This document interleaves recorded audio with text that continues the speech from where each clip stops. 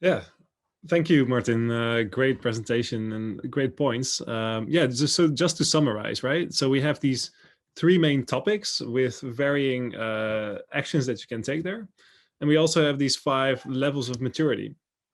And we see that you can actually, map those in one overview. And this is what you get. So when you look at skills, for example, there are several things you can do there. So you can start from one standardized workflow.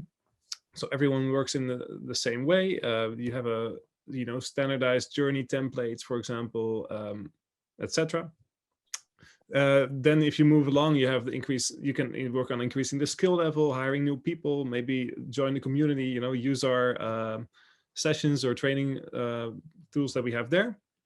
And then we have journey management, the governance team, setting that up, really making that explicit, having a team that can create budgets that can scale up across not just one team, but multiple teams. And as a side effect, also coordinate CX across those teams.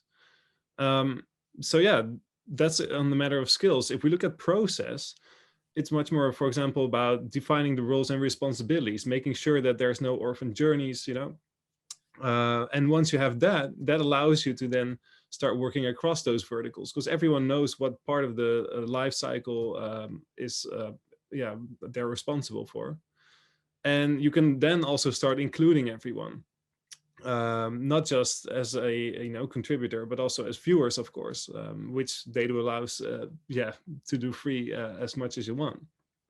And then if you have that base, you can use that to expand to actually starting continuously researching and validating. And also maybe even include someone like the CCO or the CXO to really get this overview in the board and actually start driving strategic decisions as well.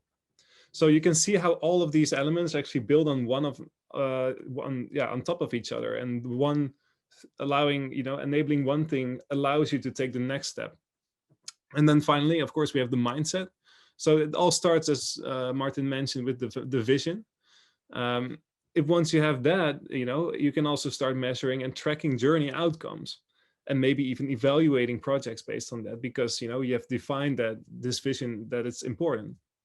Once you are starting to measure, then it becomes really interesting, because you can then start merging quantitative and qualitative measurements, and also using customer-centric goals at the C-level. So not just look at financial goals, for example, but also really, maybe have NPS as one of your strategic goals that you are looking to improve.